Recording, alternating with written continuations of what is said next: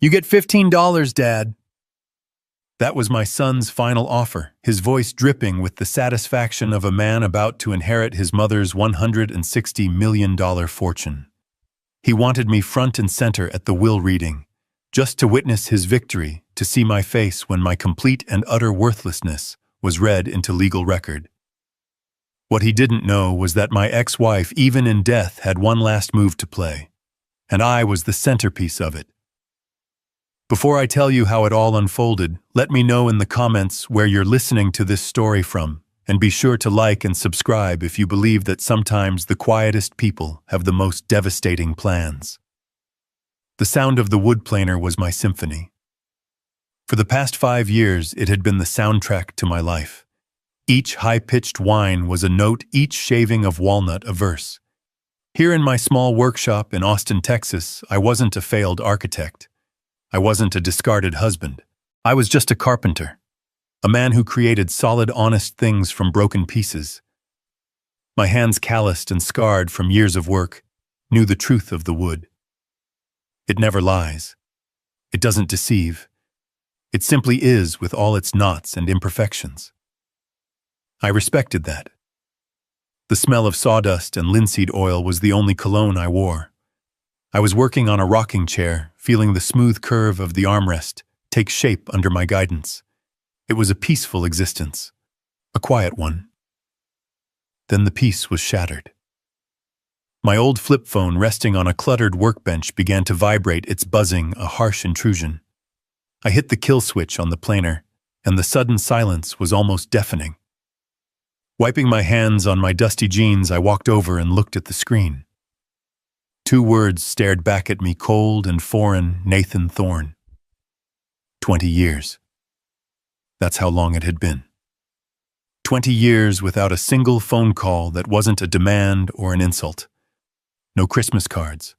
No birthday wishes. Just a vast, empty silence built brick by brick, with accusations and contempt.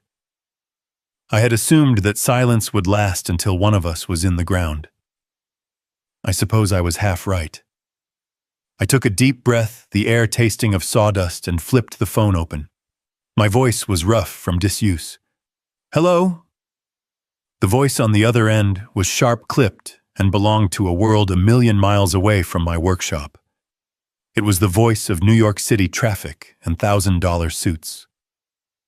Julian. He never called me Dad. Not anymore. I was Julian. A name he spoke as if it were a mild inconvenience, like a piece of lint on his jacket. Nathan. Your mother is gone. There was no sadness in his voice, no grief. He delivered the line with the emotional detachment of a news anchor reading a teleprompter. Last week. A stroke. It was fast. I stood there motionless, looking out the workshop window at the sun-drenched Texas yard. A strange numbness washed over me. Isabella. Gone. The words didn't seem to fit. She had always been a force of nature, a hurricane of ambition and creativity. Brilliant, beautiful, and utterly destructive. To think of her as just gone felt wrong. He grew impatient with my silence. Did you hear me? The funeral? I started to ask, my throat dry. He cut me off. It's over. You weren't on the list. Now listen, this is why I'm calling. Her lawyer requires your presence. The reading of the will. It's this Friday, 10 a.m. sharp. The offices of Caldwell and Finch, Manhattan. Don't be late. It wasn't an invitation. It was a summons. A command delivered from on high from a son who had long ago appointed himself king of a world I no longer belonged to. I finally found my voice, keeping it steady. I have no reason to be there, Nathan. Isabella and I made everything clear 20 years ago in that courtroom. I have nothing that belongs to her, and she has nothing that belongs to me. A sound came through the phone then, a short, ugly bark of a laugh. It was a sound stripped of all humor, a noise of pure, unadulterated scorn. And that sound, more than anything else he could have said, stirred something deep inside me. Oh, I know you're not getting a dime, he sneered. Don't be a fool. My mother despised you. But it's a legal formality, a procedural thing. You have to be there in person to officially hear that you are a zero. A documented, notarized confirmation of your irrelevance to this family. He paused, letting the poison sink in. Personally, I just want to be there to see your face. I want to watch that quiet, fake dignity of yours crumble when you hear it read out loud. It's the only entertainment you're good for anymore. The humiliation was so raw, so direct, it was almost impressive. This wasn't the anger of a wounded son. This was the calculated cruelty of a victor wanting to rub his opponent's face in the dirt. "Are you finished?" I asked, my voice dangerously quiet. "Almost," he said, his tone dripping with condescending amusement. "Don't worry about the trip back. I'll spot you $15 for the bus ride home. Think of it as a parting gift." And then the line went dead. Click. I stood there, the phone still pressed to my ear, listening to the dial tone. The silence of the workshop rushed back in, but it was different now. It was heavy, suffocating. Anger, an old emotion I had buried under years of sawdust and resignation, began to smolder. It wasn't a raging fire. It was a hot coal, buried deep, slowly glowing red. He hadn't invited me to a will reading. He had summoned me to a public execution. My execution. He wanted a show. Fine. He would get one. I closed the phone and set it down with deliberate care. I walked over to the half-finished rocking chair and ran my hand along its smooth, honest curve. Then I turned and walked out of the workshop into the small house attached to it. I went to my closet, past the flannel shirts and worn jeans that were my daily uniform. In the very back, covered in a thin layer of dust, was a garment bag. I hadn't touched it in 2 decades. I pulled it out and unzipped it. Inside hung my only suit. A charcoal gray suit. The same one I had worn on the day my old life ended. I would wear it again for the beginning of his. Friday morning. The cab ride from LaGuardia felt like passing through another dimension. The quiet, sun-baked streets of Austin were a distant memory, replaced by the towering canyons of steel and glass that made up Manhattan. I paid the driver the fare, stinging more than I expected, and stepped out onto the sidewalk. The air was colder here, sharper. The building for Caldwell and Finch was exactly what you'd expect. It didn't just occupy the street. It dominated it. A sheer cliff of dark glass and polished granite. I pushed through the revolving glass doors, and the noise of the city was instantly cut off, replaced by a deep, reverent hush. The lobby was a cathedral built to worship money. The floors were acres of white marble so polished I could see the distorted reflection of the ceiling lights high above. The walls were paneled in dark, glossy mahogany, smelling faintly of lemon oil and old wealth. I had spent my entire life designing buildings, but I had never designed a space like this. This wasn't built for people. It was built to intimidate, to remind every person who entered just how small they were. And I felt small. I was wearing my only suit, the charcoal gray one. The fabric was good wool, so fine you couldn't find it much anymore, but it was 20 years out of style. The cut was too generous, the shoulders too padded. It was clean. I had pressed it myself back in Austin until the crease on the pants was sharp as a knife. But it was old. It was the suit I had worn to the divorce hearing. The last time I had seen Isabella face to face. The last time I had seen her look at me with anything other than cold disappointment, fueled by the lies my son had whispered in her ear. I could still smell the faint trace of mothballs, a scent of preservation and decay. As I walked toward the reception desk, my old leather-soled shoes made a lonely click-clack on the marble. The sound seemed to echo embarrassingly loud in the tomb-like silence. A few young lawyers, men and women in their 30s, wearing suits that cost more than my truck, glanced up from their phones. Their eyes didn't linger. They scanned, categorized, and dismissed me in a single fluid motion. I wasn't a client. I wasn't a threat. I was just old. An anomaly. I felt like a smudge of grease on a pristine white canvas, an ink stain spreading across a legal document. I didn't belong, and that I knew was the entire point. This was Nathan's first move, summoning me here to his territory, to this fortress of power, while I was wearing the armor of my greatest defeat. I reached the reception desk, a slab of marble that looked like it had been carved from a mountain.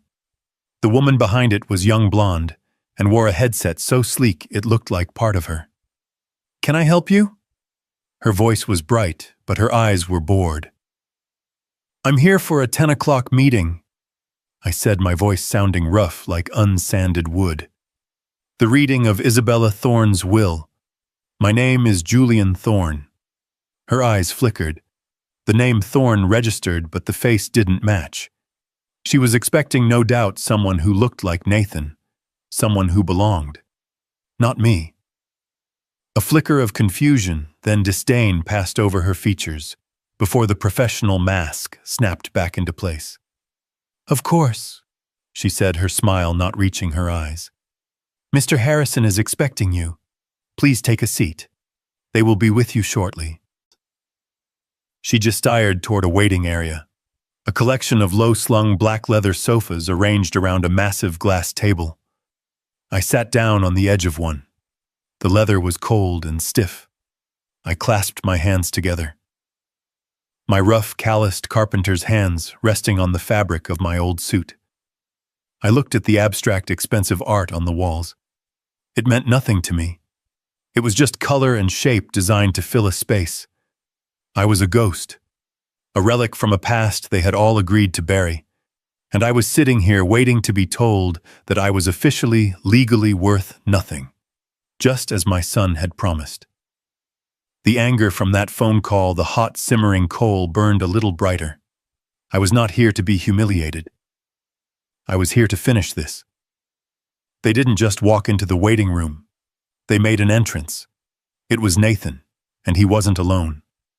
He moved with an unearned confidence, the swagger of a man who has never been told no in his life. He wore a navy blue Tom Ford suit that probably cost more than I made in 6 months. It fit him perfectly, accentuating a physique that was maintained by personal trainers, not hard labor. His hair was slicked back. His watch was a glint of gold and steel at his wrist, and his expression was one of bored entitlement. Trailing him were his accessories. The first was a young woman, impossibly thin and startlingly beautiful in a severe, artificial way. She was squeezed into a tight designer dress and clutched a Hermès purse like it was a life raft. Her name, I would learn, was Sophia. She was engrossed in her phone, her thumb flicking endlessly across the screen.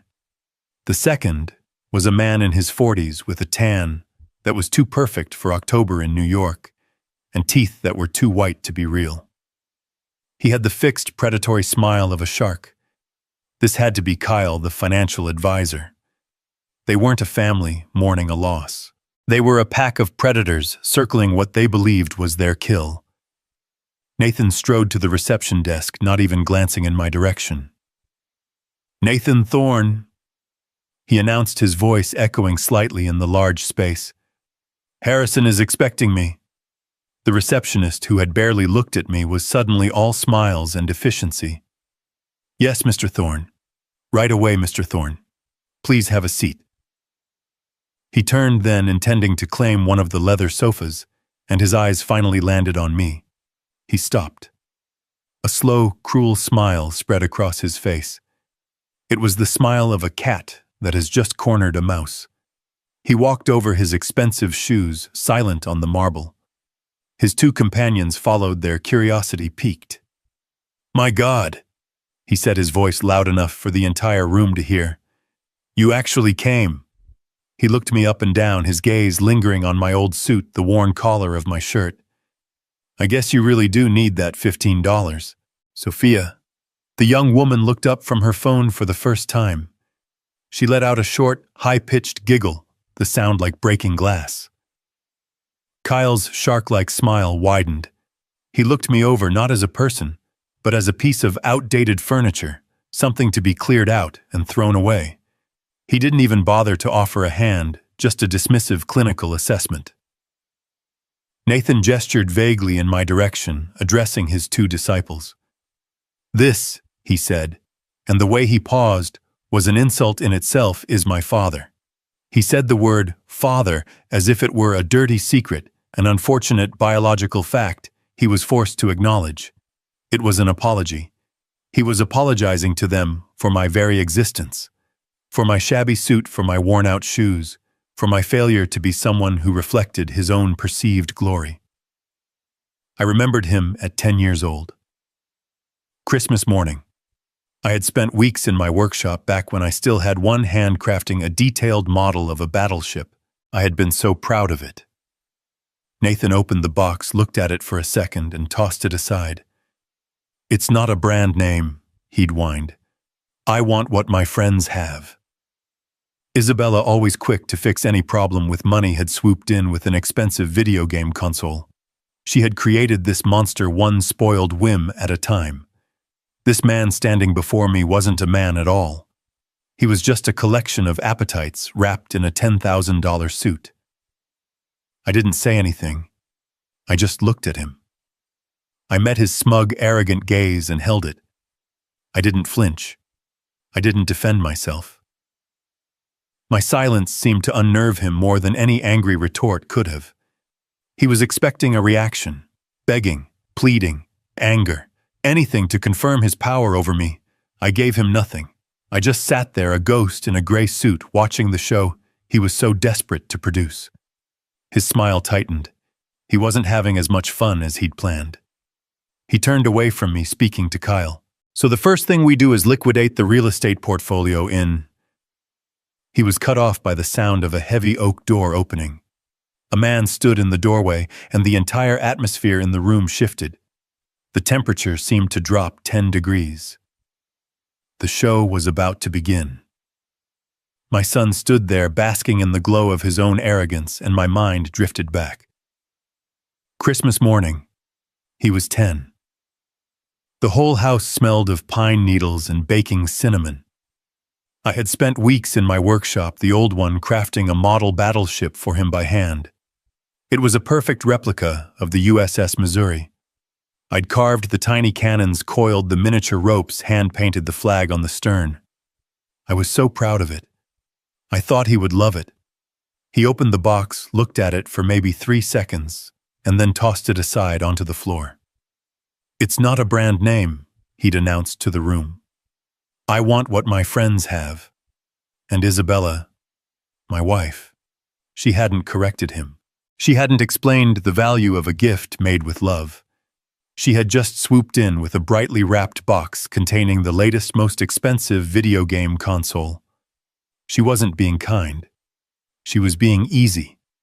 She had built this monster piece by piece, buying his affection because earning it was too much work. And even then, I think she knew it. The memory was so clear it was almost a taste in my mouth, bitter and sad. It was cut short by the sound of a heavy oak door swinging open. A man in his 60s stood in the doorway. He was tall and wore an impeccable gray suit that spoke of quiet authority, not flashy wealth. This was Mr. Harrison. He had the face of a judge, impassive and difficult to read, with eyes that didn't just see you. They assessed you, weighed you, and filed you away. The quiet confidence he radiated instantly silenced the room. Even Nathan seemed to shrink a little. His gaze swept across the room, passing over Nathan and his entourage, as if they were part of the furniture, and then his eyes landed on me. First, he held my gaze for a moment, and I saw a flicker of something in his expression. It wasn't pity. It was something closer to understanding. He walked toward me. "Mr. Thorne," he said, his voice level and respectful. "Thank you for coming." He didn't offer a hand, but the words were a handshake in themselves. They were a simple acknowledgement of my presence, of my right to be there. Then, and only then, did he turn to my son. "Mr. Thorne," he said. The same name, but the tone was different, colder, formal, stripped of any warmth. The slight was so subtle that a lesser man might have missed it. But Nathan's entire world was built on a fragile scaffolding of status and special treatment. The fact that I, the outcast, had been acknowledged first was a direct challenge to his authority. I saw a flicker of annoyance in his eyes, a tightening of his jaw. He tried to cover it with a wave of dismissive arrogance. "Let's get this over with, Harrison." He snapped, his voice sharp with impatience. "I have a reservation at Per Se to celebrate. I don't intend to be late." Mr. Harrison's expression didn't change. He simply nodded once. "As you wish," he said, turning and holding the door to the conference room open. "This way, gentlemen." The conference room was just as cold and imposing as the lobby, but with an added layer of finality. A single massive table made of dark polished mahogany filled the center of the room. It was so reflective it looked like a dark pool of water. Floor-to-ceiling windows lined one wall, but they didn't offer a view of the sky, just a close-up sterile look at the gray skyscraper across the street. It was a room designed for executing contracts and crushing opponents. Nathan naturally took the seat at the opposite end of the table from the door, the one that clearly marked him as the new head of the family. He leaned back, spreading his arms wide, staking his claim. Sophia and Kyle sat on either side of him, like a queen and bishop protecting their king. I took a seat near the door, an afterthought. I was just there to fill the chair, a legal requirement. I placed my calloused hands on the table, a stark contrast to the perfect, unblemished wood. Mr. Harrison walked to the head of the table. He didn't sit. He placed a thick, leather-bound document on the surface with a soft, definitive thud. The air in the room seemed to get thinner. He deliberately pulled his chair out, sat down, and then with methodical slowness reached into his breast pocket and produced a pair of simple gold-rimmed reading glasses. He put them on his movements, precise, unhurried. He was in complete control. He opened the binder. The pages were thick, creamy. He cleared his throat. "This," he began, his voice filling the room, "is the last will and testament of Isabella Montoya Thorne, dated August 4th of this year. I, Isabella Montoya Thorne." Even from the grave she was making a statement. She had taken my name in marriage, but she had built her empire with hers. Montoya. A name that was a brand. A name worth, according to my son, $160 million. Harrison's voice was a monotone, a perfect instrument for legal documents. "Being of sound mind and body, I do hereby declare this to be my last will and testament, revoking all former wills and codicils heretofore made by me." Nathan sighed a gust of impatient air and glanced at his expensive watch. He was already bored. "First," Harrison continued, "I direct that all my just debts and funeral expenses be paid from my estate." He paused, then turned the first page. "Second, I give and bequeath the sum of $50,000 tax-free to my housekeeper, Maria Gonzalez, in gratitude for her 25 years of loyal service and her unending patience." I saw Nathan roll his eyes. He muttered something to Kyle that I couldn't hear, but the word peanuts was unmistakable. I, however, found myself smiling, just a small internal twitch of the lips. Maria. I remembered her. She had been with Isabella even before the money got truly big. A kind, quiet woman who had always had a cup of hot coffee for me in the kitchen after one of my spectacular arguments with Isabella. She had seen it all. She deserved every penny. It was a flicker of the woman I once knew. Isabella could be generous. She just chose her moments. Third, Harrison read on, his voice unwavering, I give and bequeath the sum of $100,000 to the Monarch Butterfly Preservation Fund. This time it was Sophia who reacted. She let out a little disbelieving scoff. Butterflies, she whispered to Nathan loud enough for me to hear. Is she serious? I felt a sudden sharp pang in my chest. Not sadness. Something more complicated. Nostalgia. Before Nathan was born, before Montoya Designs was an empire, Isabella and I had driven an old Jeep down to Mexico. We had slept in cheap motels and hiked for miles into the mountains to see the monarch sanctuaries. I remembered her standing in a clearing, the air thick with millions of orange and black wings, her face tilted up to the sky, tears streaming down her cheeks. "It's the most beautiful thing I've ever seen, Julian," she had whispered. "It's like all the souls in the world flying home." She had remembered. Even after all the bitterness, all the lawyers, all the silent years, she had remembered that day. This wasn't just a bequest. It was a message. Fourth, I give and bequeath the sum of $25,000 to my driver, Miguel Rodriguez, for his excellent service and for never once commenting on the colorful guests my son brought to my home. Nathan sat bolt upright. "What the hell does that mean?" Kyle put a hand on his arm. "It's nothing, Nathan. Just a little joke. It means nothing." But Nathan was getting visibly agitated. This wasn't going according to his script. He was supposed to be the star, and the opening act was getting too much attention. He began to tap his fingers on the mahogany table. A sharp, impatient tap, tap, tap that echoed in the quiet room. Harrison ignored him and continued. "Fifth, I give and bequeath my collection of first edition modernist poetry to the New York Public Library." Tap, tap, tap. With the exception of one volume, a 1922 copy of T.S. Eliot's The Waste Land, which I leave to... Nathan slammed his hand flat on the table. The sound was like a gunshot. "Harrison, for God's sake," he boomed. "Can we skip the charity donations and the servants' tips? My time is valuable. I have a reservation.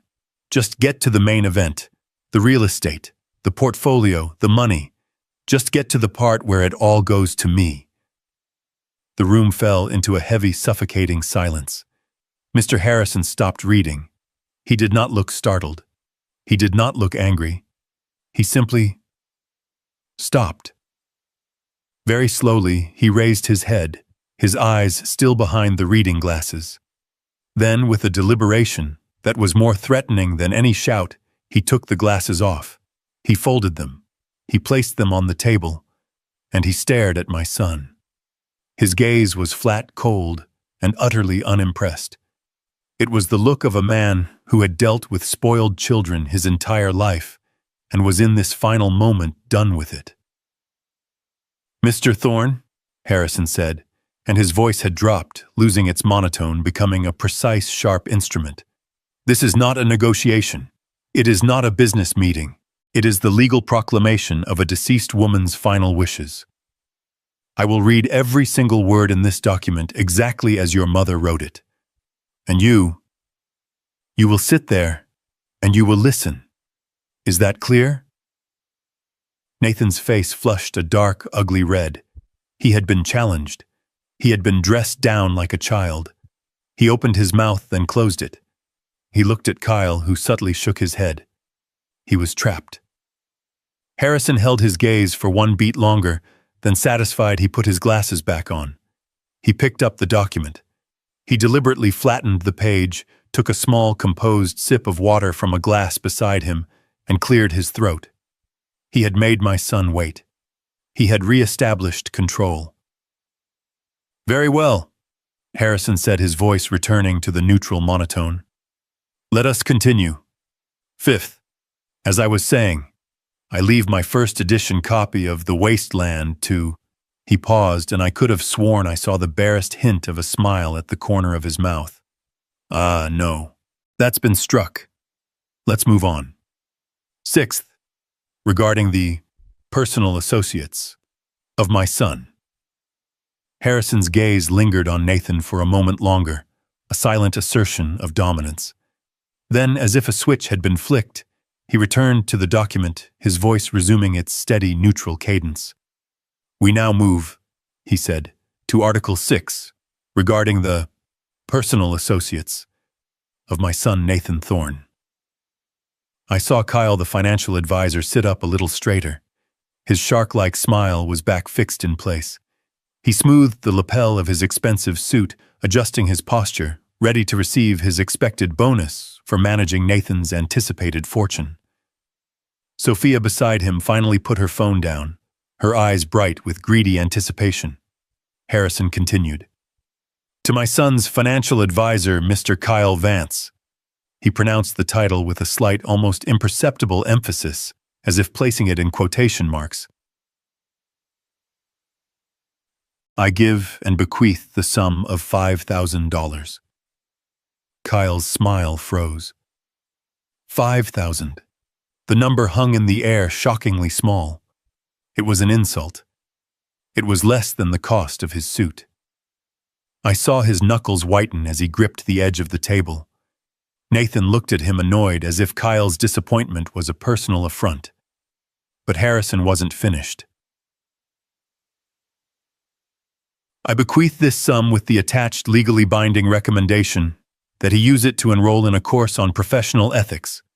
My own financial records show he has a significant need for a refresher on the topic. The shark-like smile vanished, replaced by a mask of pale, stunned fury. His head snapped toward Nathan, his eyes wide. "What is this?" He hissed, his voice a low vibration of rage.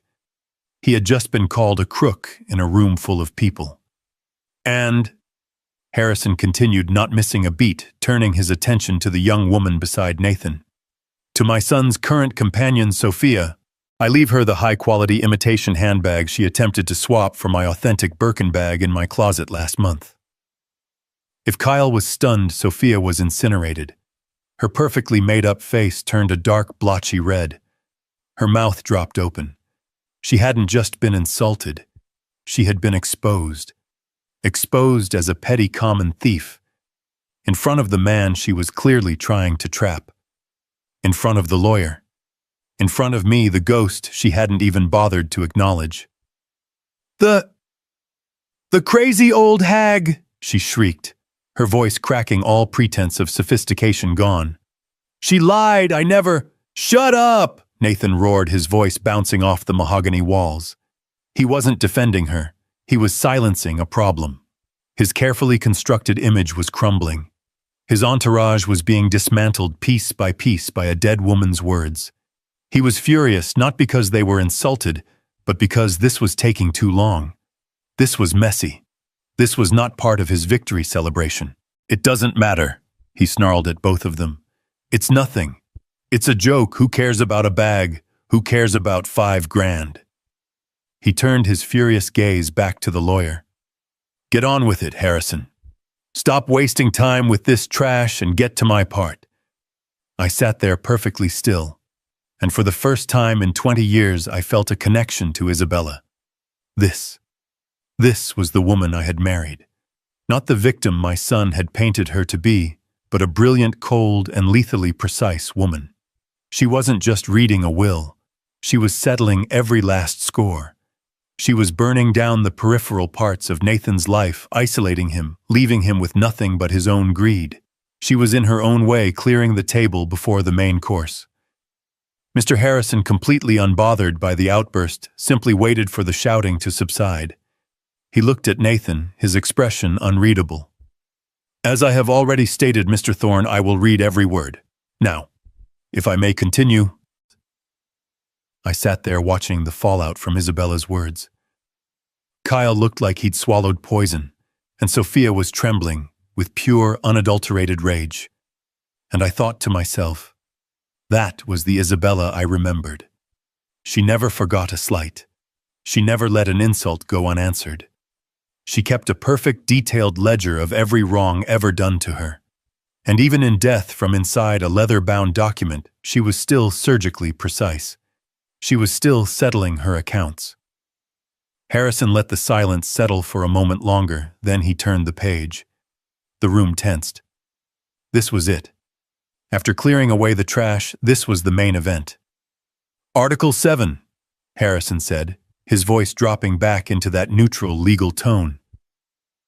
To my son, Nathan Thorne. Nathan leaned forward. His breathing was shallow. His knuckles were white on the table. He had forgotten his humiliated companions. All his focus, all his greed, was now laser-focused on the lawyer. I give and bequeath the penthouse apartment on Park Avenue. A huge sigh of relief escaped Nathan. A genuine, full-body exhale. The color returned to his face. He smirked, shooting a triumphant look first at Kyle, then at me. The penthouse, the crown jewel, it was his. And, Harrison continued, my complete collection of Patek Philippe watches.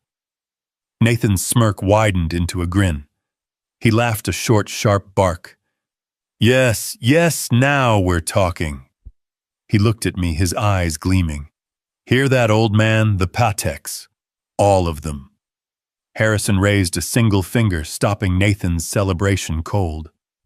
However, he said, and the word hung in the air like a blade, the watch collection is stored in a secure safe located within the penthouse. The single key to that safe. Harrison paused. He looked down at the document, then looked up, his eyes finding mine across the long expanse of the mahogany table.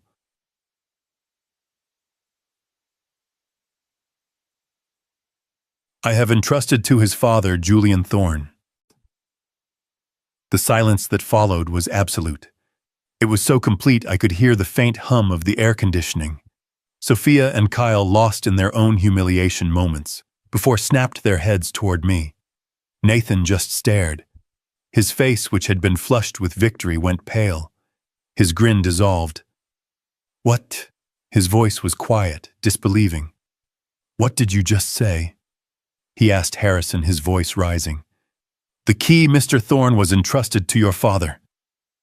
Nathan slammed his hands on the table and stood up, the chair scraping violently behind him. What are you talking about? Is this a joke? A sick joke? He pointed a shaking finger at me. Him! He hasn't seen her in 20 years. He doesn't even know where she lived. He's a... Nobody... Every eye in the room was on me, and I was just as stunned as he was. I stared at Harrison, my mind reeling. A key Isabella had given me, a key. What did it mean? Was it another one of her games? Another way to twist the knife even from the grave? I had no key. I had no idea what any of them were talking about. I just sat there, the ghost in the gray suit, suddenly, and very uncomfortably, the center of everyone's attention. My son was screaming. His face was a mask of disbelief and rage. But I wasn't really in that cold mahogany room anymore. As Mr. Harrison shuffled the papers, the sound of the thick, creamy stock sliding against itself seemed to pull me back through 20 years of anger and silence to a different kind of crisis. I wasn't in New York. I was in our old house in Connecticut.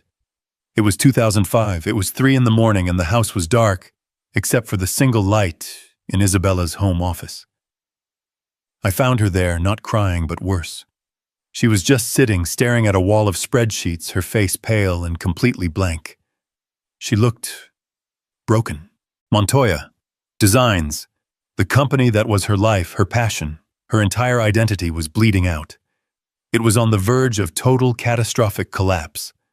She had overextended, pouring millions into a luxury resort project in the Caribbean. She had trusted the wrong partners. The entire deal was built on a foundation of bad permits and shifting sand. And now it had all fallen apart. The banks were calling in their loans. Her investors were threatening to sue her into oblivion. She was facing not just bankruptcy, but disgrace. I remember sitting down next to her in that dark office, the computer screen casting ghostly shadows on her face. It's over, Julian, she had whispered, her voice hollow. Everything I've built. It's all gone. They're going to take the house. They're going to take everything. She wasn't just afraid of being poor. We had been poor before when we started. She was terrified of being a failure, of being seen as a fool. Her entire world was built on her reputation as a brilliant, infallible businesswoman. And now that reputation was about to be publicly executed. She looked at me, her eyes, usually so full of fire and ambition, were just empty. They're talking about criminal negligence, she'd said, the words barely audible. They're saying I misled them. I looked at the woman who was my wife, the mother of my son, the brilliant, infuriating, passionate woman I had loved, and I knew in that moment that she was drowning, and she was about to pull all of us down with her. The memory from 2005 solidified, sharp and agonizing. Isabella sitting in her office, utterly broken. She didn't just look broken. She was broken. For a week, our house was a tomb. The phones rang off the hook, calls from angry bankers and betrayed investors. Isabella just let them ring. She stopped eating. She stopped sleeping. She would just sit in her office, staring at the company's financials on her computer screen, watching the numbers bleed into a sea of red. She was paralyzed. She was drowning. And then, about a week into this living nightmare, a hand reached out. It didn't come from a bank. It didn't come from a friend or a trusted colleague. It came from an encrypted email routed through a server in the United Arab Emirates. It was an offer for a meeting. A private equity group I had never heard of, based in Dubai. They said they had been following Montoya Designs for some time. They saw potential. Isabella was too far gone to go, too paranoid to even speak on the phone. She was a ghost. She begged me to go. I was still her husband, her partner in life, even if I wasn't her partner in business. I was the architect. I understood the construction side of her empire better than anyone. So I went. I met them in a sterile, soulless conference room at a hotel near JFK Airport. There were 3 of them. They were not bankers. They were young, impeccably dressed in dark, identical suits, and they had the dead, cold eyes of men who had seen too much. They were polite. Too polite. It was the kind of politeness that feels more threatening than a direct insult. They laid out the terms on the table. It was on the surface a miracle. It was breathtakingly simple. They would inject $100 million into Montoya Designs, effective immediately. Enough to stabilize the Caribbean project. Enough to pay off the angriest bankers. Enough to silence the lawsuits that were threatening criminal charges. It was a total rescue. I sat there stunned. In return, I asked, my voice cautious, "What do you want in return?" The lead negotiator, a man with a faint British accent, just slid a thin leather-bound folder across the table. "We are investors, Mr. Thorne. We simply want to invest in future projects. We believe in the Montoya brand. We want to help you build." I brought that folder home. It felt heavy, like it was made of lead. Isabella, desperate for any shred of hope, tore it open. For the first 10 minutes, she was ecstatic. She was laughing, crying, holding the pages to her chest. "We're saved, Julian, we're saved." But I was reading the fine print. I was an architect. I spent my entire life reading contracts. I spent my life looking at blueprints. And this wasn't a bailout. It was a blueprint for a crime. "Isabella," I said, my voice quiet, cutting through her celebration. "Look at this. The projected costs." I pointed to the addendum. The appendix. The part they hoped we wouldn't read. It detailed the future projects they wanted to fund. A series of luxury high-rises. "Look at the numbers," I said. "They're wrong. They're all wrong. The cost projections, they're inflated by at least 40%. She didn't get it at first. She was too blinded by the $100 million lifeline. "So what?" she said, waving her hand. "They're overpaying. That's their problem, not ours." "No," I said, and a cold dread was creeping up my spine. "That's how it works. That's the point. It's not an investment, Isabella. It's a washing machine." The smile on her face flickered. "What are you talking about? They give us $100 million in clean capital now." I explained, my voice flat. "It saves the company. It makes us whole. In return, we build their future projects.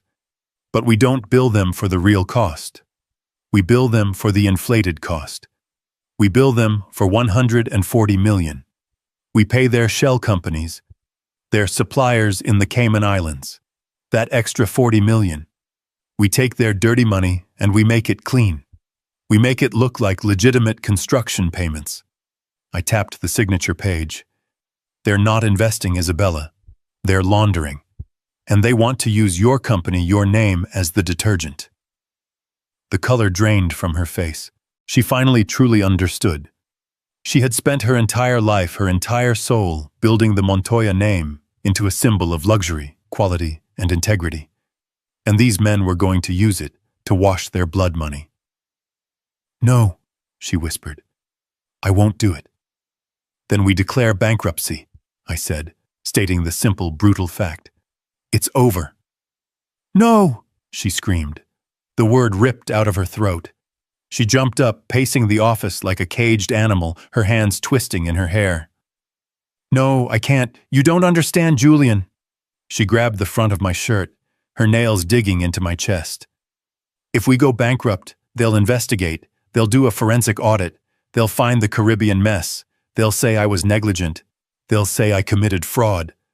Her eyes were wild with terror. "It's better than this, Isabella," I pleaded. "This is a criminal enterprise. This is the mob or worse." "I don't care," she shrieked. And then she just collapsed. She didn't faint. She just crumpled onto the expensive Persian rug, her strength gone. She wasn't a CEO anymore. She wasn't an empire builder. She was just a terrified woman trapped. "Julian," she wept, her voice muffled by the carpet. "Please, please, I can't go to jail. I can't go to jail." She looked up at me, her face a ruin of mascara and terror. It was a look I had never seen on her, a look of absolute bottomless desperation. "I can't lose the company," she whispered, her voice cracking. "I can't. It's me. It's everything I am. If I lose Montoya Designs, I'm nothing. I'm just nothing." She grabbed my hand, her own ice cold. "And Nathan," she choked out. "What about Nathan? He's at Yale. He's on top of the world. Do you want him to be the son of a convict? Of a bankrupt failure? He'll be humiliated. He'll hate me. He'll hate us. Please, Julian. There has to be a way. Please." She was hysterical. She was right. She was trapped. If she refused the deal, she would be ruined and jailed for fraud. If she took the deal, she would be ruined and jailed for money laundering. She had built her own prison. I stood there watching her fall apart. This brilliant, driven, impossible woman. The woman who had built an empire from nothing. The woman who was also at times so blinded by her own ambition, she couldn't see the cliff edge until she was already over it. I looked at the contracts on the desk. I looked at the blueprints for the fake condos. I was an architect. I knew this world. I knew how these deals were structured. I knew how to hide costs. I knew how to create shell corporations for supplies and labor. I knew how to build the legal firewalls, how to compartmentalize a project so the dirt wouldn't spread. I could see a path. A single, terrible, dangerous path. A way to do what they wanted. But to keep her name, her signature, her public face, clean. She begged again. "Julian, please, what are we going to do?"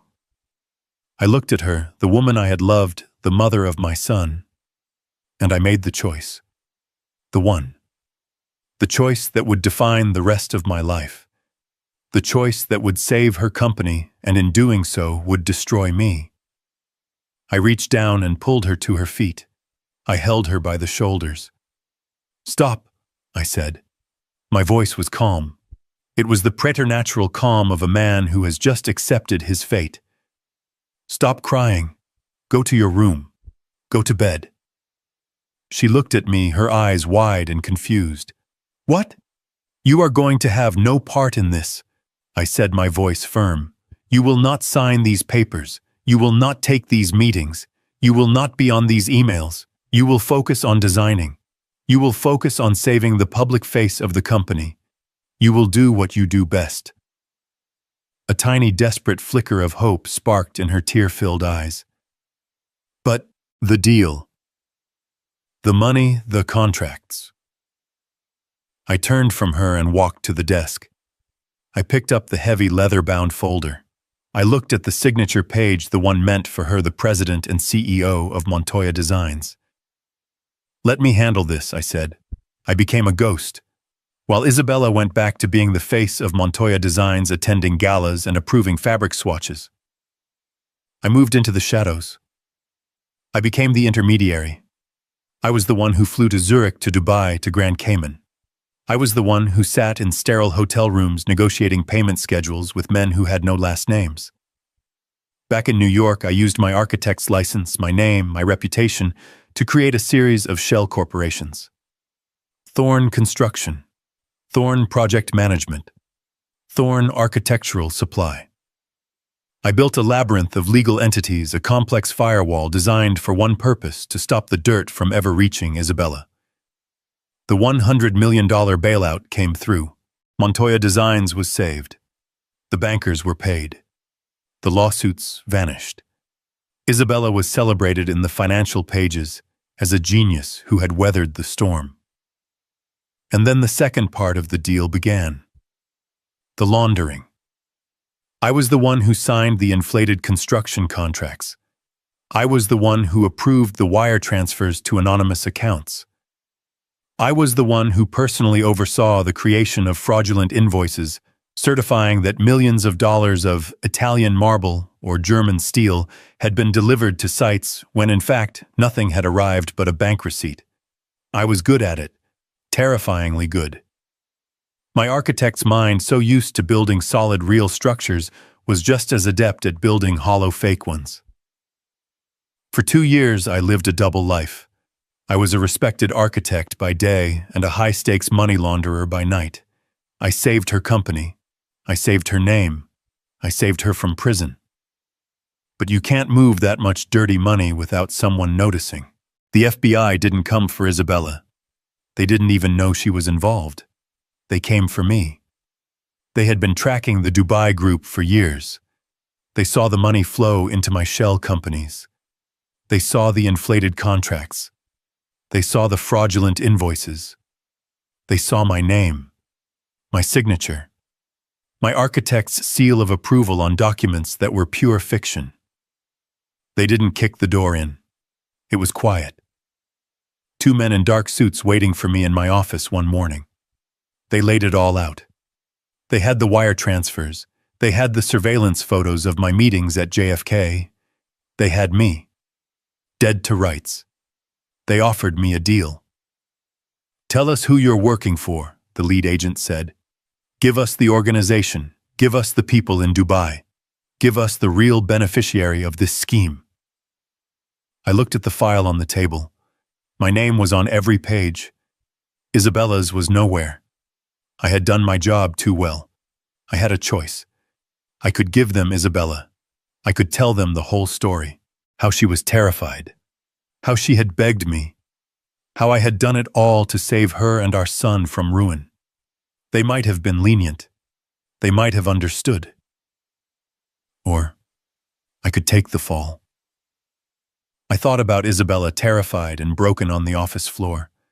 I thought about Nathan at Yale with his entire future ahead of him, a future built on his mother's glittering empire. An empire that was now technically funded by criminals. So I made the second choice, the one that sealed my fate. "I don't know what you're talking about," I told them. "I was overextended. I made some bad deals. I got sloppy with the books. There's no organization. It was just me. I cut corners. I was desperate." I gave them a confession, but not the one they wanted. I confessed to professional negligence, to tax evasion, to falsifying business records. I played the part of a foolish, greedy architect who got in over his head. To protect Isabella from a money laundering conviction, I had to plead guilty to something. So I did. I didn't go to prison. My lawyers, paid for by Isabella's now stable company, made sure of that. But I lost everything else. I lost my architect's license, revoked, permanently. I lost my reputation. My name was dragged through the mud. Julian Thorn, disgraced architect. I was a pariah. And that's when my son Nathan twisted the knife. He was 22, home from Yale, and he saw his chance. He went to his mother, not in comfort, but in anger. "He betrayed you," Nathan had screamed at her, a performance I learned about later. "He used your company. He embezzled money behind your back. He's a criminal. He humiliated you. He humiliated me." He presented her with an easy narrative, a simple story. In his version, I wasn't the savior. I was the villain. And Isabella, seeing her company saved, seeing her name completely clear, and seeing my name utterly destroyed, she took the easy way out. She chose the story that made her the victim. She chose her son's version of the truth. She filed for divorce. She claimed she was the wronged party, the trusting wife betrayed by her greedy criminal husband. And she let Nathan, our son, believe it. She let the whole world believe it. She never said a word in my defense. She just let me burn. That was the price for saving her. The voice was calm, but it sliced through 20 years of memory like a sharp chisel. I blinked. The dark, desperate office in Connecticut dissolved, replaced by the cold, polished mahogany of the conference room. My heart was pounding. The past felt more real than the present. I looked up. Mr. Harrison was watching me, his expression neutral. But everyone else was staring at me. Kyle, the financial advisor, had a look of greedy calculation in his eyes. Sophia, the girlfriend, was looking at me as if for the first time, a flicker of curiosity in her otherwise vacant expression. And Nathan. My son was staring at me with an intensity that was almost frightening. His face was a thundercloud of suspicion and rage. The veins in his neck were standing out. "The key," he spat, his voice low and dangerous. "Where is it? What did she give you?" He was convinced this was a scheme, a final bitter trick played by his mother with me as her willing accomplice. He saw conspiracy in every shadow. I looked from his furious face to Mr. Harrison's calm one, searching for an answer. But there was none. My mind was a complete blank. The last 2 decades had been a quiet life of wood shavings and solitude. A key to a safe full of watches. It was absurd. It was a detail from a life that was no longer mine. It felt like a line from someone else's script. I looked back at my son. His entire $160 million inheritance in his mind was now being held up by me, the ghost he had summoned here for his own amusement. I shook my head, not in defiance, but in genuine bewilderment. "I don't know what you're talking about," I said. And it was the absolute truth. My "I don't know" hung in the air, a simple, unadorned fact. Nathan stared at me, his face a canvas of pure disbelief, which quickly curdled into contemptuous rage. He was processing this new variable, this impossible complication. He was a bull that had been momentarily stunned by a cattle prod. But it only lasted a second. He let out a harsh, guttural laugh. It was a forced sound, a performance meant to signal that he was still in control, that this was all just a minor, absurd annoyance. "It doesn't matter," he snapped, waving his hand dismissively, as if swatting away a fly. "A key! You think I care about a key? You think I'm going to go on some treasure hunt with him?" He laughed again, louder this time. "I'll have a locksmith drill open that safe before lunch. It's irrelevant, a meaningless, sentimental game by a dying woman." He sat back down, but he wasn't relaxed. He was coiled like a spring wound too tight. He pointed a trembling, manicured finger at Mr. Harrison. "Enough of these games." He punctuated each word. "Enough of the servants, enough of the butterflies, and enough of the keys. Get to the point, Harrison. The main event, the assets, the 160 million. Read the part where it all comes to me. Read it, now." Mr. Harrison regarded my son over the top of his reading glasses. He showed no fear. He showed no annoyance. He simply let Nathan's command hang in the air, letting its own arrogance suffocate it in the heavy silence. Then, with that same infuriating, methodical calm, he adjusted his glasses, took a small, deliberate sip of water from a crystal glass, and turned the page. The sound of the thick, creamy paper turning was like a crack of thunder in the tense room. It was the sound of a judge turning to the final page of a verdict. He was savoring this. He was following Isabella's script to the absolute letter. "Of course," Mr. Harrison said, his voice returning to that flat, neutral tone. "We will now proceed to Article 8, the disposition of the primary estate, the residue of all property real and personal wherever situated." This was it. The air in the room was so thick I felt I could barely breathe. Nathan was leaning so far forward he was almost out of his chair, his whole body a single taut muscle of greed. Even Kyle and Sophia, despite their public humiliation, were watching with rapt, desperate attention. This was the moment that would make their own small humiliations worthwhile. Harrison read from the page. "Regarding all remaining liquid assets, stocks, bonds, properties, and controlling interest in Montoya Designs, LLC." He stopped. He deliberately paused, looking down at the page as if rereading a complex, unexpected clause. He was drawing out the moment. He was a master showman. "Come on," Nathan whispered, his voice a low hiss. "Come on." Harrison cleared his throat. "I decree the following. First, to my ex-husband, Julian Thorne." My head snapped up. Me? What was this? A sound like a strangled gasp came from Nathan. He inhaled so sharply, it sounded like he'd been punched in the stomach. His face, which had been pale with anticipation, went rigid. His eyes narrowed into tiny slits of pure, unadulterated hatred, and they were fixed laser-like on me. He wasn't breathing. He was just waiting. He was a bomb, and his fuse had just been lit. I could see the muscles in his jaw clenching and unclenching, grinding his expensive teeth. What in God's name was she doing? Was this her final cruelty, to give me some small, insulting sum, a few $1,000s, just to rub his nose in it one last time before giving him the rest? Harrison continued, his voice perfectly, even betraying not a flicker of the drama he was unleashing. "To my ex-husband, Julian Thorne, I give and bequeath the sum of $15. $15. The words just hung there. It wasn't an insult. It was a public execution.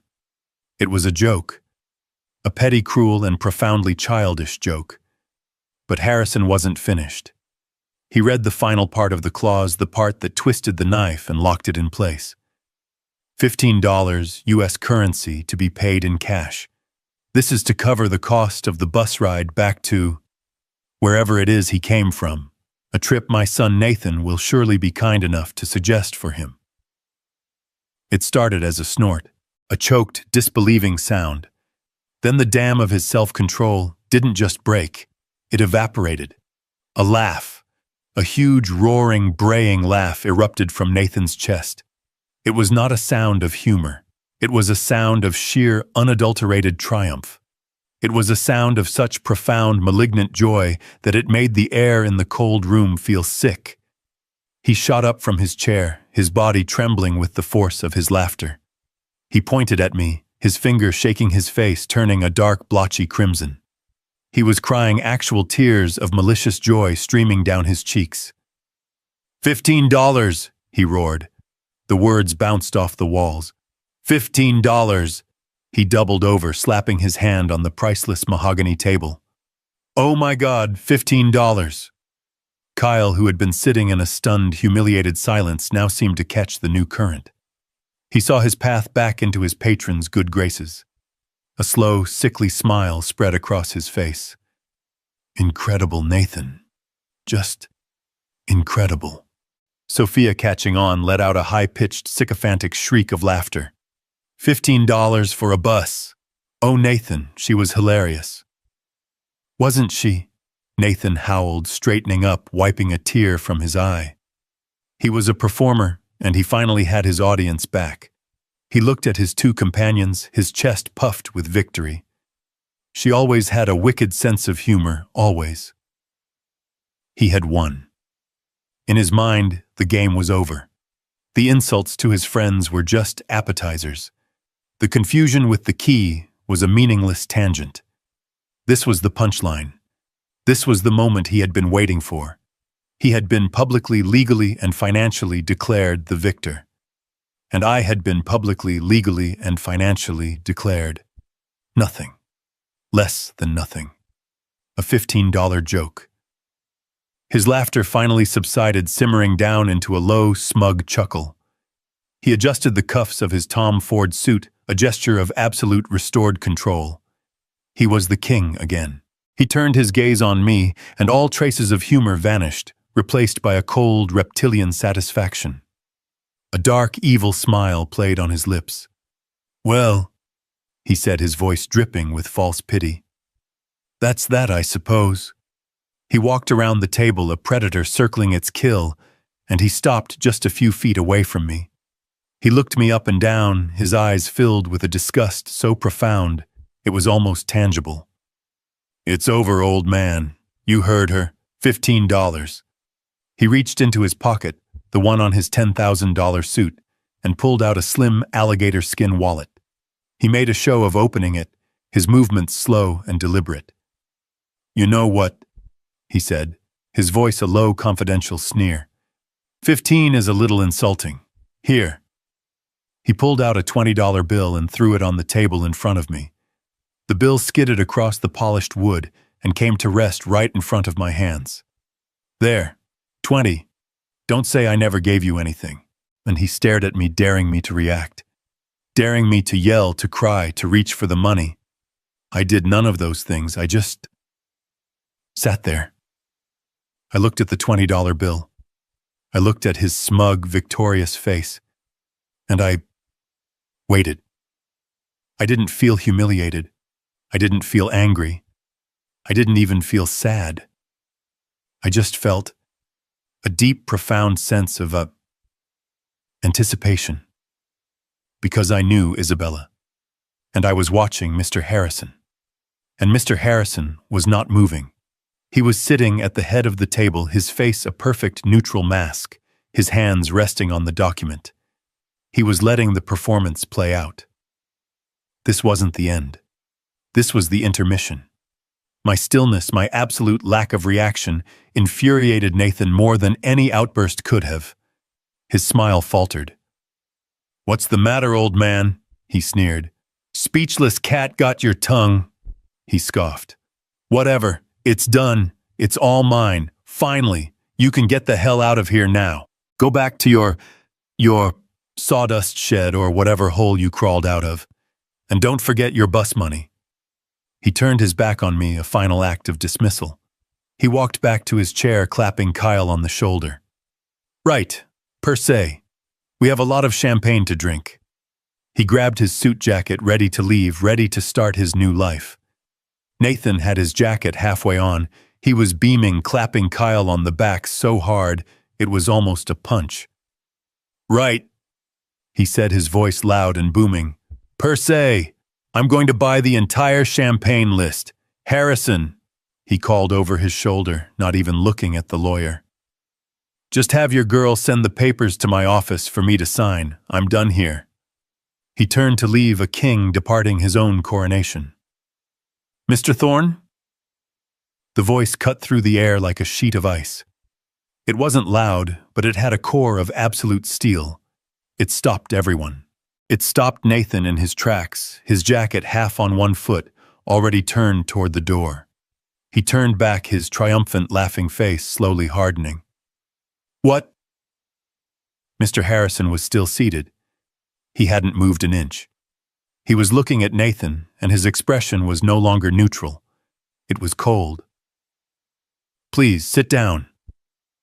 The smile on Nathan's face didn't just fade. It was wiped clean as if by a solvent. The blood drained from his face, leaving the blotchy red patches from his laughter looking like burns. "What did you say?" he whispered, his voice suddenly hoarse. "I said—" Harrison repeated, his voice dangerously quiet. "Sit down. I have not finished reading." "Finished?" Nathan's voice cracked. "What are you talking about?" "You read it. $15. The joke. It's over. You're done." Mr. Harrison, with the slow, deliberate motion of a man revealing the winning card, reached down to his briefcase, which sat on the floor beside him. He did not touch the leather-bound will that was already on the table. He brought up a second, thinner folder. It was simple manila, but it was bound with a thick red wax seal. It looked important. That, Mr. Harrison said, tapping the large leather binder on the table, was the conclusion of the original last will and testament. He then placed the new folder on the table. "This," he said, his voice dropping, "is a codicil, a legally binding addendum." He looked directly at Nathan, his eyes unblinking. "It was signed, witnessed, and notarized 3 weeks ago, 1 week before your mother's stroke." He paused, letting the weight of those words sink in. "And its primary clause," he said, his eyes flicking to me for just a fraction of a second, "explicitly states that it supersedes and replaces all previous articles pertaining to the disposition of the primary estate." Nathan didn't just sit down. He collapsed back into his chair, his body moving like a puppet whose strings had been cut. His face was a mask of waxy white shock. The triumphant blotchy red was gone. He looked small.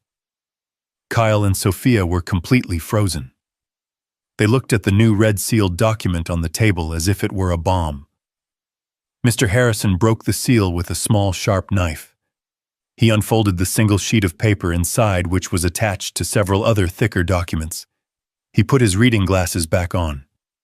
"This," he said, and his voice was no longer neutral, "is a letter from your mother, addressed to you, Nathan, but with the legal instruction that it be read aloud here today in the presence of all parties, and its contents form the basis of the new Article 8. He began to read, and it was no longer his voice. The words were pure, uncut Isabella. "To my son, Nathan." Harrison paused, then continued. "I am writing this because I am finally done with being a coward. For 20 years I have let you believe a lie that I created, a lie that I nurtured, a lie that I allowed to destroy a good man, your father." "What?" Nathan whispered. It was a dry, rasping sound. "The story you grew up with," Harrison read, "the story of your criminal, scheming father who betrayed me and embezzled from the company, is a complete fabrication, the opposite of the truth." "No!" Nathan's voice was a sudden, strangled shriek. He lunged halfway across the table, his eyes wild. "She was sick! She was senile! That's not her! This is a fake! He pointed at me. "He got to her! He manipulated her! This is a scam!" He turned to his lawyer, Kyle, his eyes pleading. "Kyle, tell him, this is inadmissible. She wasn't competent. We'll contest this. We'll tear this apart." Mr. Harrison, looking profoundly bored, held up a hand to stop the tirade. He slowly lifted one of the other documents that had been in the sealed folder. "On that subject," Harrison said, his voice cutting through Nathan's panic, "attached to this codicil is a full 40-page psychiatric and cognitive evaluation of your mother conducted by a panel of 3 independent, board-certified neurologists and psychiatrists. It was performed at her request 72 hours before this document was signed. I will summarize their findings for you." He looked directly at Nathan, his eyes like ice. "In their expert, unanimous, and legally binding opinion, your mother was, and I quote, entirely lucid, in full command of her faculties, and possessed of a mental acuity that was in fact superior to 99% of individuals in her age group." He dropped the report onto the table with a heavy thud. "She was not, Mr. Thorne, insane. She was, as she states here, finally done. Now, if I may continue." Nathan sank back, his mouth open, making small gulping sounds. He was out of moves. He was out of air. Harrison returned to Isabella's letter. His voice once again became the vessel for her confession. "The truth, Nathan, is this. 20 years ago, Montoya Designs was on the brink of total, catastrophic failure. I had made a series of terrible, reckless decisions. I had overextended. I had trusted the wrong people. I was facing not just bankruptcy, but criminal charges for fraud and negligence. I was going to lose everything. The house, the company, my name. I was going to prison. I closed my eyes. I was back there. In that dark office, her on the floor, weeping, begging. I felt the old cold weight of that night settle on me. We were given one way out, Harrison read on. A deal with a group of unsavory investors. A deal that would save the company, but would require us to launder their money through its operations. I was trapped. If I said no, I went to prison for fraud. If I said yes, I would eventually go to prison for money laundering. I was a coward. I collapsed. I was ready to let the entire world burn. And then, your father stepped in. I heard a small choked sound from my left. It was Nathan. He was shaking his head, his hands over his ears, as if he could block the words. Your father, the man you have spent 20 years calling a criminal, made a choice. To protect me. To protect you. He took the deal. He put his own name, his own career, his own license on the line. He created the shell companies. He took the darkroom meetings. He handled the wire transfers. He did the dirty work, so that my name, the Montoya name, could remain clean. Harrison's voice was relentless. He funneled all the risk to himself. He built a legal firewall around me, around the company, and he stood in the fire. And when the FBI finally came, they came for him. Because that is exactly what he had planned. He confessed Nathan. He confessed to crimes he didn't commit. Negligence fraud. To cover up the real crime, the money laundering that I was responsible for.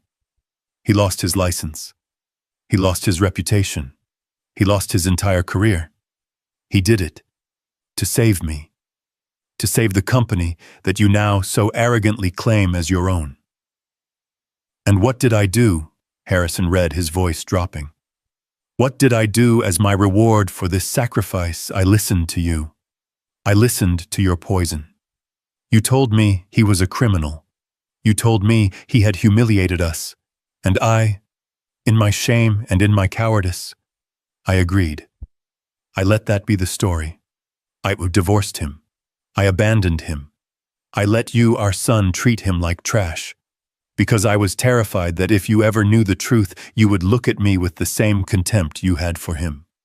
I was a coward, Nathan, and I let you become this greedy, arrogant, empty shell of a man who mocks the very person who sacrificed everything so you could have this life. The $160 million fortune you were so eager to claim, it exists for one reason and one reason only. It exists because your father, Julian Thorne, saved it. The silence in the room was absolute. It was a vacuum, heavy and suffocating. Harrison's voice reading Isabella's final words was the only thing that existed.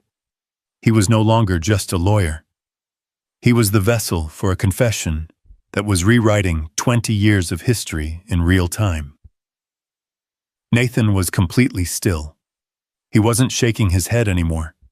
He wasn't covering his ears. He was just staring.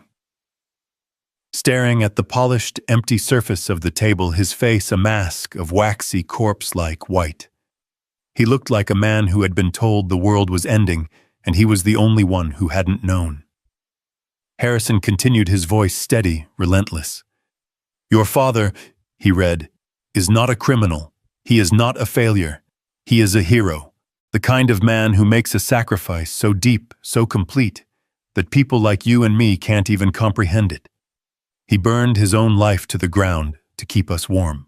And I let you treat him like garbage. I encouraged you to treat him like garbage. I used your contempt for him as a shield to hide my own shame. Every time you mocked him, every time you called him a washed-up old man, it was one more stone on the wall I built to protect myself from the truth. The truth that I was the weak one, that I was the failure, that I was the one who had betrayed this family. My hands were shaking. I clasped them together on the table, my knuckles white. I could feel the hot sting of tears behind my eyes, a feeling I hadn't experienced in decades. It wasn't sadness. It was validation. A terrible, painful, 20 years too late validation. Harrison's voice pushed on each word, a hammer blow dismantling the entire foundation of my son's life. This $160 million fortune, he read. This empire you've been waiting to inherit, like a spoiled prince, it does not exist because of you.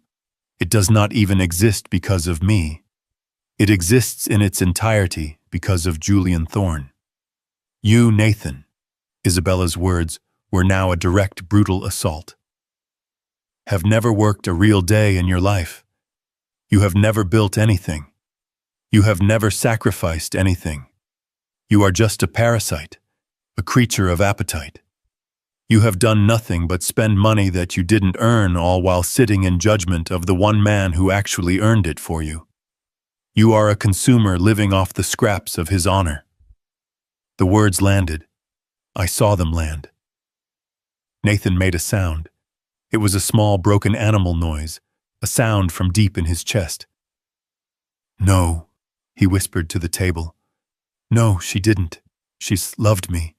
She'd know. He wasn't defiant anymore. He wasn't angry. He was just hollow. The entire narrative of his life, his brilliant, infallible mother, his criminal, worthless father, his own status as the rightful heir had been utterly, completely, and irrevocably incinerated in the space of 5 minutes. He slowly, mechanically slumped down in his chair. He didn't just sit back. He crumpled. His $10,000 suit, his armor of arrogance, suddenly looked 2 sizes too big for him. He looked like a child. A lost, broken, and terrified child. No, he whispered again, his voice cracking. It's a lie. She wouldn't. Harrison looked up from the page, his eyes cold. She did, Mr. Thorne, and she had it all notarized. He turned the page. And now, the conclusion. The room was no longer just a conference room. It was a courtroom. It was a confessional. It was a tomb. And now it was a stage for the final act. Nathan was a hollow shell slumped in his expensive suit. He was staring at the table, but I knew he wasn't seeing the polished wood. He was seeing the entire 20-year-long lie of his life, now exposed in the harsh fluorescent light. Kyle and Sophia were frozen, their own petty ambitions rendered completely irrelevant. They were just collateral damage in a war they never even knew was being fought. Mr. Harrison's voice, which had carried the weight of Isabella's confession, now shifted. It became harder, more formal. This was the judgment. This was the final legal and binding word. He turned the last page of the codicil. Your mother's letter, he said, looking directly at Nathan, serves as the legal and moral preamble to this, the final binding article of her last will and testament. It supersedes all that came before it. This is Article 8, the final disposition. He cleared his throat. He began to read. Therefore, he read Isabella's final words. Having stated the unvarnished truth, and in an effort to correct insofar as money is able a betrayal that can never be undone. He paused. His eyes scanned the room, making sure he had the absolute, undivided attention of every soul present. He did. The silence was so complete I could hear the tiny mechanical whir of the clock on the wall. I hereby decree, as my final wish and binding testament, he continued, his voice steady, all of my property, real and personal, wherever situated, all of my stocks, bonds, and liquid assets, my art collection, my private holdings, and most importantly, my entire unencumbered 100% controlling interest in Montoya Designs, LLC, and all its subsidiaries, an estate with a current estimated value of $160 million. He read the list of assets like a judge reading a death sentence.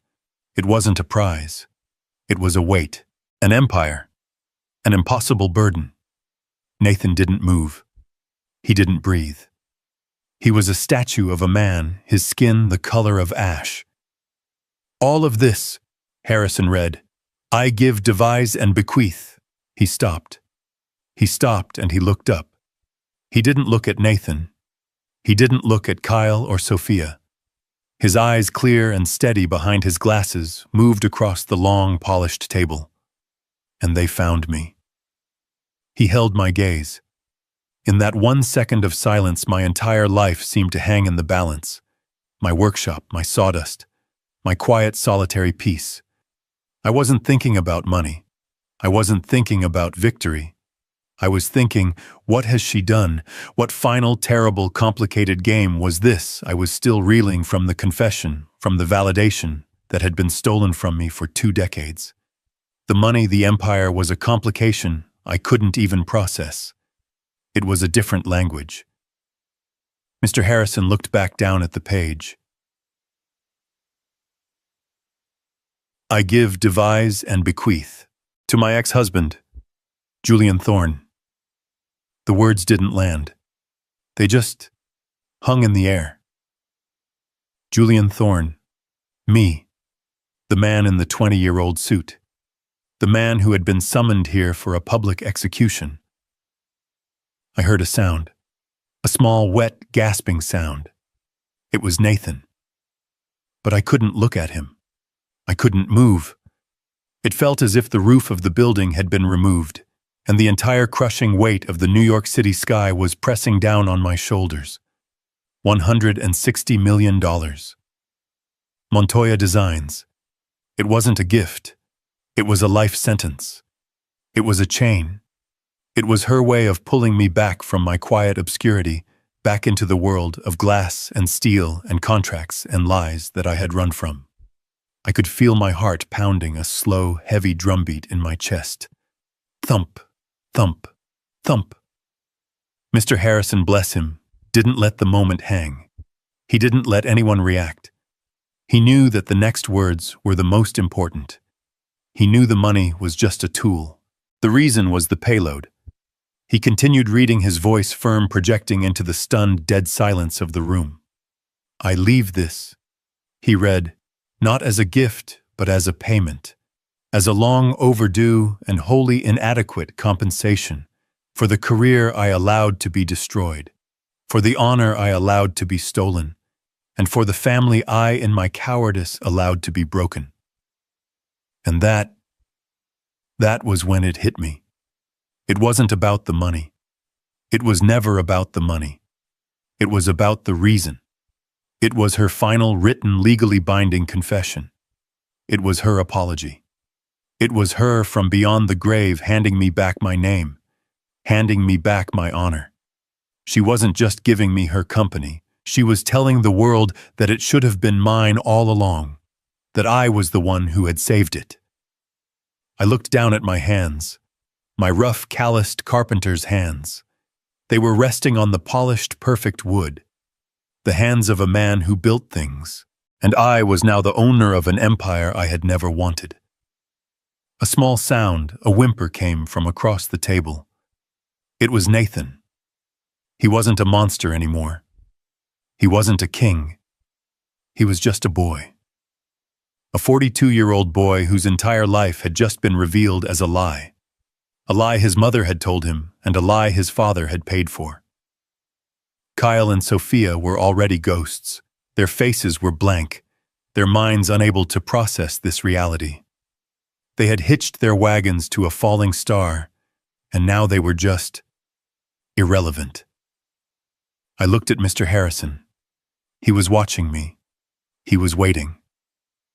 $160 million. The company, the penthouse, the watches. Isabella, my brilliant, impossible, destructive wife. Even in death, she had to have the last word. She had to control the entire narrative. She had exonerated me. She had made me whole. But in doing so, she had chained me to her legacy forever. She had given me everything, and in a way she had taken everything all over again. My simple life was over. My son, Nathan, was a ruin. He was a building that had been imploded. He sat there, his mouth half open, his eyes blank and unfocused, still trying to process the fact that the entire $160 million universe he thought he was inheriting had just vanished. Vanished and been handed to me, the man he despised more than anyone on earth. He was breathing in short, shallow gasps like a drowning man. Kyle and Sophia were completely adrift. Their golden goose hadn't just stopped laying eggs, it had exploded. I could see the panic in Kyle's eyes, the gears in his rat-like brain spinning, trying to find a new angle, a new con, and coming up with nothing. Sophia was just white. Her mask of makeup looked like a porcelain shell, and it was cracking. Harrison, the executor of this devastating will, was not finished. He still held the codicil. There was one last piece of business, and finally, Harrison said, his voice as unforgiving as a judge's gavel, "We come to the final bequest." He looked at my son. "And for my son, Nathan Thorne." At the sound of his name, a tiny, pathetic flicker of something sparked in Nathan's dead eyes. It wasn't hope. It was more primal than that. It was the desperate animal instinct not to be left with absolutely nothing. He slowly, painfully raised his head, his eyes red-rimmed and hollow, fixed on Harrison. He was waiting for what? $1 million, a trust fund, an allowance, some small scrap from the table he thought had been set for him. Mr. Harrison looked at him. There was no pity in his gaze. There was no emotion at all. It was just the final cold execution of his duty. "For my son Nathan," he read, "who has already received a lifetime's worth of fortune, both in the money he spent so freely and in the sacrifices he never acknowledged. I leave him only one thing." Harrison paused. He looked down at this paper, then back at Nathan. "I leave him precisely what he so thoughtfully and publicly offered to his father."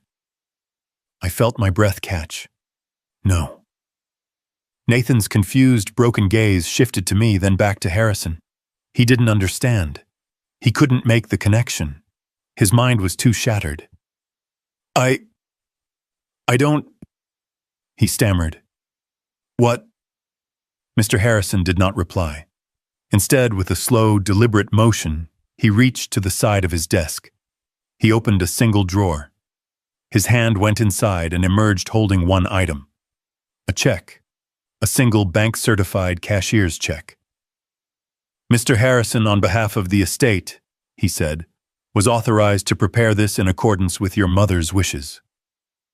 He held it up for a moment.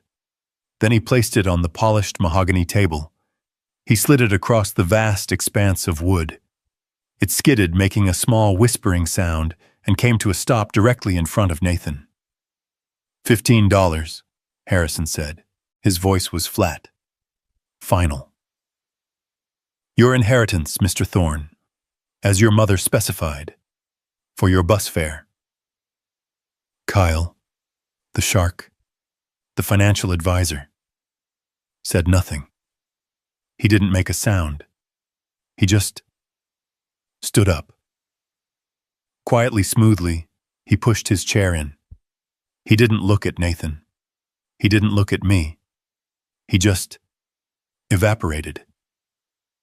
He gathered his own briefcase and walked quickly and silently out of the conference room. He was gone. Sophia, on the other hand, was not silent. She looked at the check. She looked at Nathan's broken, pathetic face, and her expression, which had been one of shock, curdled into something else. It was pure, unadulterated disgust. The revulsion of a predator for a mate who had suddenly become weak. The man she had attached herself to, the source of the Birkin bags and the Park Avenue life, was nothing. He was a $15 man. "You," she hissed, her voice low and full of venom. "You're pathetic." She stood up, grabbed her own expensive purse, the real one, and without a single look back, she too walked out of the room. The click-clack of her high heels on the marble floor outside was the only sound. And then there were three. The check. The $15 check. It sat on the polished wood, a final brutal monument to my son's arrogance. Nathan stared at it. His breathing, which had been shallow and gasping, just stopped. For a full 5 seconds, he was completely motionless. He was a statue of ruin. I could see the tiny muscles in his cheek twitching, the only sign of life. And then he exploded. It wasn't a word. It was a scream. A primal guttural roar of such pure, undiluted rage that it felt like a physical blow. It was the sound of a man who had not just lost everything, but who had just realized in one horrifying instant that he was nothing. No! His arms flew out, sweeping the table. Glasses, notepads, the heavy water carafe. Everything went flying. The crystal shattered against the mahogany wall. "I'll sue you!" he shrieked, his voice cracking, spittle flying from his lips. He wasn't talking to Harrison. He was screaming at the universe, at his dead mother. "I'll sue all of you. She was crazy. She was senile. I'll prove it. I'll burn it all to the ground." He spun, his movements jerky and uncoordinated, his eyes wild and bloodshot. And then his gaze landed on me. All of his rage, all of his humiliation, all of his pain focused into one single burning point of hatred. "You!" he bellowed. "This was you! You did this! You got to her! You manipulated her! You! Thief!" And with that he lunged. He didn't just walk, he launched himself across the room, his chair crashing to the floor behind him. He wasn't a businessman anymore. He was just an animal, blind with fury. His hands were curled into claws, and he was coming right for my throat. I didn't even have time to stand. I just braced myself. But Harrison was faster. His hand, which had been resting calmly on the desk, moved with lightning speed to a small black intercom button. He pressed it. Once. Before Nathan could even get halfway around the massive table, the conference room doors burst open. Not one, but 2 security guards filled the doorway. These were not the mall cop types. These were men who were built like refrigerators, professionals in dark suits with earpieces, the kind of men who protect billionaires and presidents. Nathan, blinded by his own rage, didn't even see them until they had him. One guard grabbed his left arm, the other grabbed his right.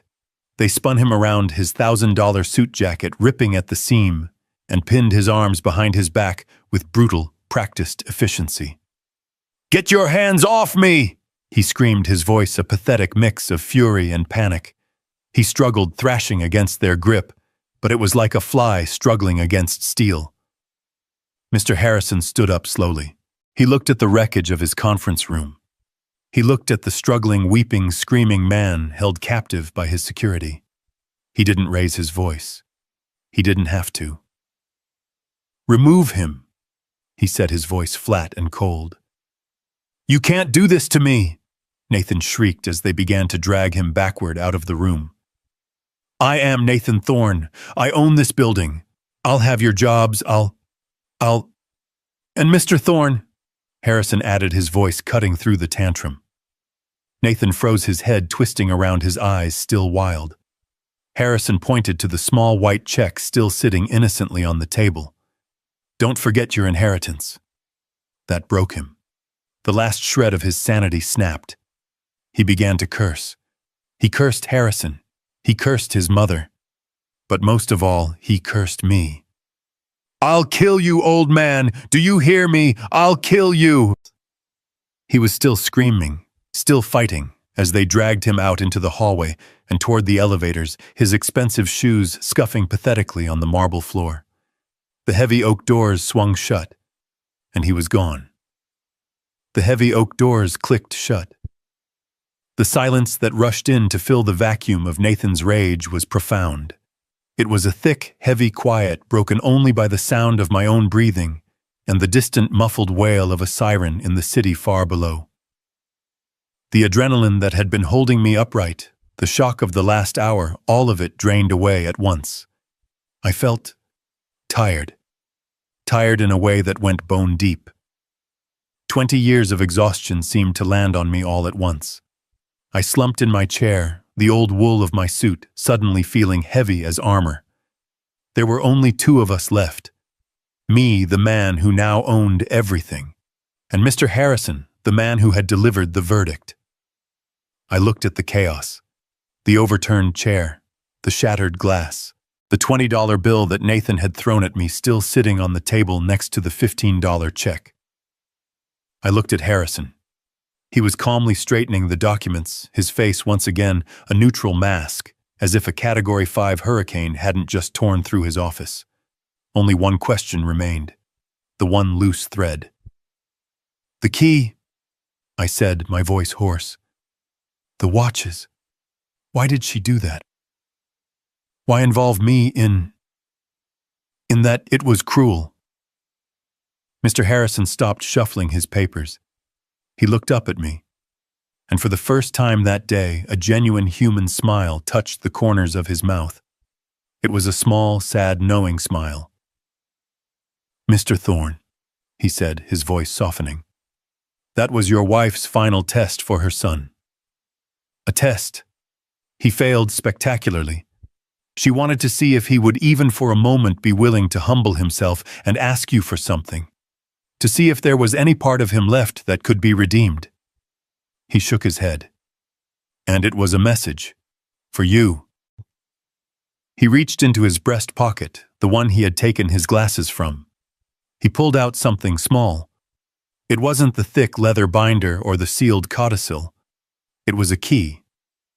A single old-fashioned small brass key. A house key. He slid it across the table. It made a small metallic tink as it stopped near my hand. "That," he said, "is the key she left for you. It was never about the watches. That part was just theater. A way to set the stage." I stared at the small, simple object. "Then, what is this for?" "It's the key to the penthouse," Harrison said. "But the safe inside the one she mentioned, it doesn't contain any watches. Nathan will have it drilled open, and he will find nothing but empty velvet boxes. Another final joke, I suppose." "So what's in it?" I asked, my voice barely a whisper. "What is this key really for?" Harrison leaned forward. "There is another safe, Mr. Thorne. A wall safe, hidden behind a painting in her private study.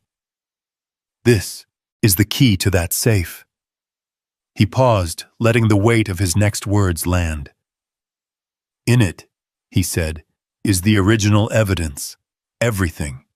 The complete unredacted 2005 file. All the original wire transfers. All the shell company documents you signed. And most importantly, all the emails and letters she sent you, begging you to do it." My heart stopped. "She kept it all," Harrison said quietly. "She kept the entire unvarnished truth locked away for 20 years. The confession she wrote, it's all supported by this. She wanted you to be the one to find it. She wanted you to be the one to decide whether to make it public or not. The money, that was her apology, but this," he nodded at the key, "this was her giving you back your name." I reached out my hand, my rough calloused fingers closing around the small, cool piece of brass. The $160 million. That was a weight. It was a burden. A new prison. But this key, this was freedom. Here is the lesson and call to action to be added at the end of the story. This whole experience taught me a powerful lesson. The truth I've learned has a weight and a patience all its own. For 20 years, a lie poisoned an entire family, turning a son against the father who had secretly saved him. But a lie built on silence and shame cannot last forever. Isabella's final confession showed me that no matter how deeply it is buried, the truth will eventually claw its way to the surface. It proved that true honor is not about reputation, but about the silent, thankless sacrifices you make. In the end, a name cleared by truth is an inheritance worth far more than any fortune. What would you have done with the key and that $160 million burden? Let us know your thoughts in